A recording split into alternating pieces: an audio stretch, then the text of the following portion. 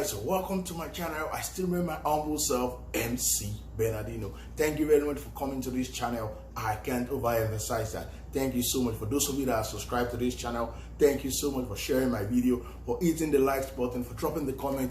You guys are keeping this channel going. And for those of you that are new on this channel, this is Canada Immigration with MC Bernardino. On this channel, I dissect information about Canada immigration news, policy. For the latest information you want to come to this channel, I always give it to you. Especially for those of you that are outside Canada, you want to migrate to Canada, you don't know how to go about it. You can always rely on this channel for information because I do it based on my own research. All right. Another thing that gladdens my heart today is that we now have over 600 subscribers on this YouTube channel. Just a few weeks ago, we were 500 and now we are 600 subscribers. Kudos to you guys, because without you guys, this channel is actually nothing. Thank you very much. If you haven't subscribed, please kindly hit the subscription button below and don't forget to hit the notification button right beside it. So anytime I drop a video, you'll be among the first to get it. Thank you so much. Without further ado, what do I have for you today? So today, I'll be talking about Canada postgraduate work permit. How do you go about the application for the Canada for your postgraduate work permit? What is the cost? Who is qualified for it? Can you extend it? These are what I'll be giving you on my channel today. And don't forget our Think About This segment, where I always drop it deep, it hits you hard, and you act on it till I come back. You want to stay tuned? Shall we begin?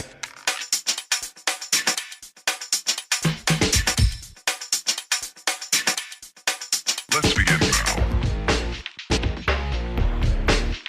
Okay, let's quickly run through the disclaimer like I always do. I'm not a lawyer, I'm not a licensed consultant. I'm just giving this information out of my own research, based on my own opinion, and just because of you guys, because I know that information is very important. If you don't get the information you need as at when due, you might have to regret it for life. So I always tell you that if you want to make your own immigration decision, don't just base it solely on this channel alone. You're free to do your own additional research.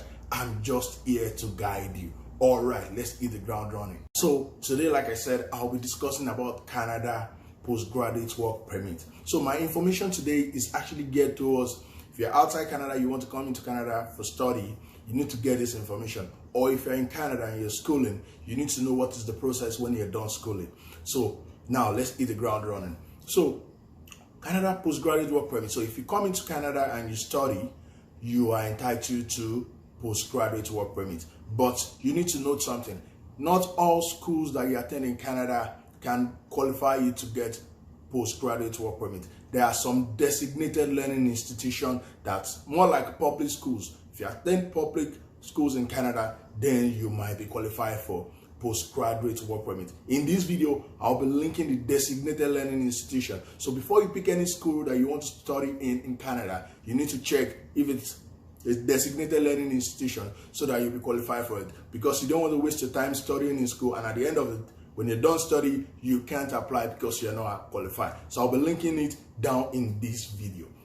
So how do you apply for it? So who is qualified for it rather? So the process is very simple. If you do any program for a period lesser than 8 months, you are not qualified for postgraduate work permit. Once again, any program lesser than 8 months, like 7-month program, is not qualified for postgraduate work permit. But if you do any program from 8 months to 2 years, it's more than 8 months, but it's less than 2 years, then you are qualified for postgraduate work permit.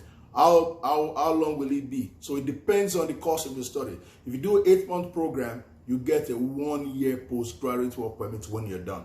Once again, if you do an 8-month program, then it qualifies you for a 1-year postgraduate work permit. If you do 9 months, 10 months, 11 months, then the case officer that is treating your file will use his or her own prerogative to determine what you're qualified for. All right, that's if you're within 8 months and lesser than 2 years, you are qualified. But the case officer attending to your file actually determines how many postgraduate work permits he or she gives you.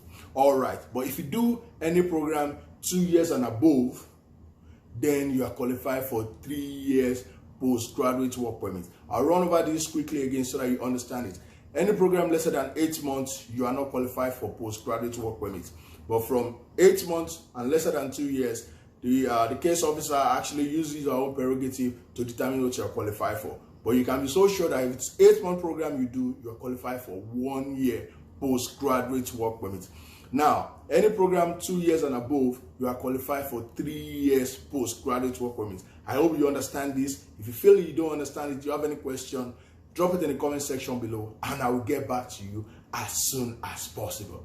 Okay, now let's talk about eligibility. Who is eligible to apply for Canada postgraduate work permit? So the rule is very simple. As of February 2019, the rule was changed. So you have 190 days after your study to apply for your postgraduate work permit. Anything outside that, you might be denied. So 180 days after you're done schooling, you've done your final paper, you got your certificate, you should apply for your postgraduate work permit. So who are those that are eligible? 1, you must have studied in a designated learning institution. I told you that earlier on.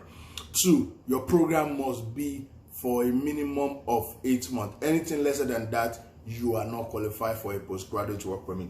3, so the program you must have done must have led to being awarded a degree, a diploma, or a certificate before you can actually apply.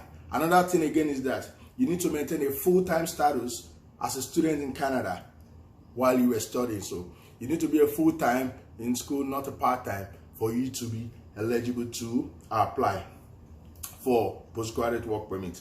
So, and also don't forget I told you that you must have graduated from a designated learning institution. So you need to choose wisely to make sure that the school you're coming to in Canada, or you're in Canada, is a designated learning institution. Most of the public schools are designated learning institution. Some of the private too, but you need to confirm that. And I told you, I'll be linking it down in this video.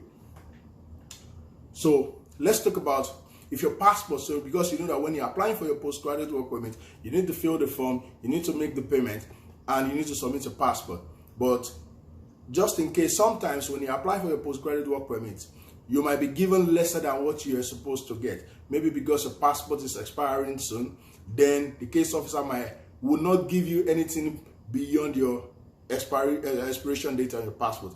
So hypothetically, let's take for instance, you're qualified for a 3 years postgraduate work permit, but on your passport, your passport will be expiring in the next 2 years. Your case officer will only give you 2 years because that's based on the validity of your passport.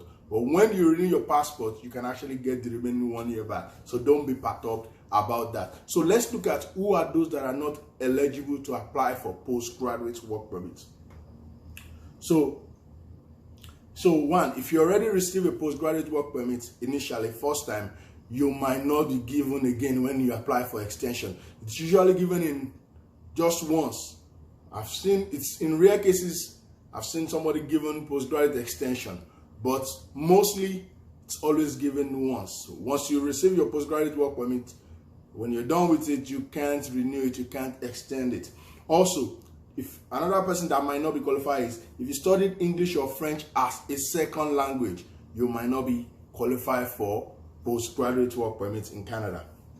Another reason for ineligibility is you took general interest or self-improvement course. So any course that you take, if it's like for your own personal development, so you might not be qualified for postgraduate work permit. If you are probably being sponsored by your country to come into Canada to study, you are not eligible for postgraduate work permits. So these are the people that are not eligible to apply for postgraduate work permit. If you want to read more, check it in the link below. You need to do this due diligence before you apply for your postgraduate work permit, because you want to make sure that you are on the right path. So let us look at some special cases. So when I mean special cases, there are some special cases that are also being considered. Take for instance, if you do an accelerated program. An accelerated program is like a program that is supposed to last for 1 year, but you accelerated it and you are done in 8 months. With that, you are still qualified for a 1 year postgraduate work permit. So we've seen cases like that whereby normally the program is supposed to last for 1 year. Like my postgraduate in a project management that I did a few years back was supposed to last for 1 year, but it was an accelerated program and we're done 8 months. And when I applied for my postgraduate work permit, I was given 1 year. So another case again is distance learning. So distance learning may take like any distance learning that, like what I mean by distance learning is that you are not probably going to the school every day, you're doing some courses online and the like. So if you do a distance learning program, if 50% of it is on, lesser than 50% is online, that means you're going to more into classes than being online. Maybe 60-40, 60% you're also always going to the classes, 40% is online, you are qualified for postgraduate work permit. But if you are always on, if it's always done on like 60% online and 40% in class, you are not qualified. Anything lesser than 50, you have to wait before you determine. So you have to check the information. Very, very important. If you take leave of absence from study, you are not qualified. Take for instance, you have a 1-year program you're supposed to do. After like 2-3 months, you decide to take a leave of absence, travel or whatever, and you came back. When you come back, you might be denied your postgraduate work permit when you're done your study. So this information, you need to understand it. Another reason again is if you transfer between schools, maybe you're studying at Humboldt College before, at a point you have to transfer to Centennial College, then the case officer, they will probably check what the level you were before you transfer, and whether there was a continuity and whether there was a flow before they actually determine whether you're qualified for a postgraduate work permit or not. So this information, I think they are actually helpful. If you feel you have any question, there's anything I said you don't understand, feel free to drop it in the comment section below. I will get back to you. And if you feel you enjoy what I've been telling you so far, why not hit the thumbs up button? If you have not subscribed to this channel, what are you waiting for? Kindly subscribe to this channel now, and don't forget to hit the notification so that anytime I drop a video, you'll be among the first to get it. I hope you're finding this information interesting. So now let us look at what are the documents that you require for you to apply for your Canada postgraduate work permit when you're done schooling. First, you need an official letter from your school that confirms that you have finished the study program. So the school you attended, they need to give you a letter that you have to include. Also, you need an official transcript or a copy of your transcript from your school website. The school you attended, you need a transcript to show that these are the courses you took and you graduated and you passed all the courses. In addition to that, you need to go online to CIC website and download the postgraduate work permit form so that you can fill it. All these things are what you need in order for you to apply for your postgraduate work permit when you are done schooling. So now, initially before they don't take biometrics, but now they are beginning to ask for biometrics. So you might have to at the point take your biometric and also submit your passport photograph this time around for you to be qualified. And don't forget, you need to include the data page of international passport so that it can be visible for the expiration date and additional information they might request for. So there are two options. It's either you apply through paper application or you apply online. So it depends on your choice, it depends on what you want to do. So if you're applying online, it takes like 98 days for it to be granted. Within those days, it will be granted. So maximum is 98 days. And if you're doing a paper application, it takes 105 days. So the choice is yours. Online application is what I prefer because it's much faster. It doesn't mean it's probably going to get to 98 days, but that's the maximum they have on their website. And what is the cost implication? In order for you to apply for your postgraduate work permit in Canada when you're done schooling, the cost is 225 Canadian dollars. So you need to get that ready for you to apply for your postgraduate work permit. So if you feel you have any question, you don't understand anything that I've said, please feel free to drop it in the comment section below and I will get back to you as soon as possible. I said earlier that information is very key. So I remember when I was back home and I applied for my study permit in Canada, nobody ever told me that if I do an 8-month program, I'll get a 1-year postgraduate work permit, or if I do a 2 years program or more, I will get a 3 years postgraduate work permit. I never knew that. It dawned on me when I came into Canada and I was in my first semester in my program, and I was thinking, oh, what should I do? After my first program, should I do another program so that I'll be eligible for a 3 years postgraduate work permit, or I should just do this 8 months and get my postgraduate work permit? Because the clause is this: according to Canada rule, for you to apply for your Canada permanent resident through the experience class, you need to have a 1-year full-time or part-time job, 1,560 hours in a NOC O, A, or B code for you to be eligible to apply for your permanent resident. It's always daunting for you to get job after study because The labor market is so saturated, but you need to distinct yourself. I was so fortunate then that after my study, I got a job. But I know lots and lots of people that are not that fortunate. Even after they got there 3 years, it could be very daunting to get those jobs. I'll be doing a video on getting jobs in Canada. Be expecting that soon. So I just want to advise you, when you're making your decision, you're back home anywhere you are, and you're making your decision to come to study in Canada, you need to note that if you're going by a 1 year program, 8-month or 1 year program, you need to know that you're taking a 1 year postgraduate work permit after that. And if you're taking a 2 years program, you're getting a 3 years postgraduate work permit. As for me, if I'm to advise you, I advise you that if you have the financial capacity, go for a 2 years program study, so that when you're done, you can get a 3 years postgraduate work permit. And within that 3 years, you need just 1 year of job, 1 year in a job, not O, A, or B, in order for you to be eligible to apply for your permanent residence.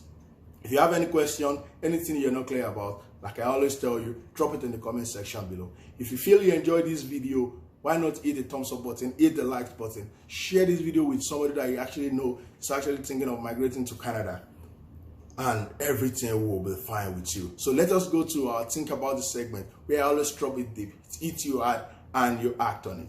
Today on our Think About This segment, I'll be giving you a quote from Motivation Planet, and it simply says, study like there is no tomorrow, because if you keep putting off your studies for tomorrow, you'll probably be too late. So that means that while procrastinating, if you want to come into Canada to study, make your decision now. Go about it, build your account, pay the tuition fee, put everything in place, and apply for your study permit. And you might be lucky, just like I was, and you'll get your study permit. Also, let me tell you guys, no misrepresentation, guys. Make sure that information you are putting online, they are correct and accurate and verifiable, because it can be a very, very severe case. If you misrepresent yourself or you put false information, you might be banned from entering Canada for 5 years or probably for life. It depends on the severity of your case. So you have to do due diligence. Feel you enjoy this, kindly hit the subscription button, share this video, hit the thumbs up till I come back to you guys with another exciting video. If you feel there's anything you want me to talk about, drop it in the comment section and I will look at it and probably bring it to you the next time. Till I come back to you guys, I still remain my humble self, MC Bernardino. Stay out of crime and be nice.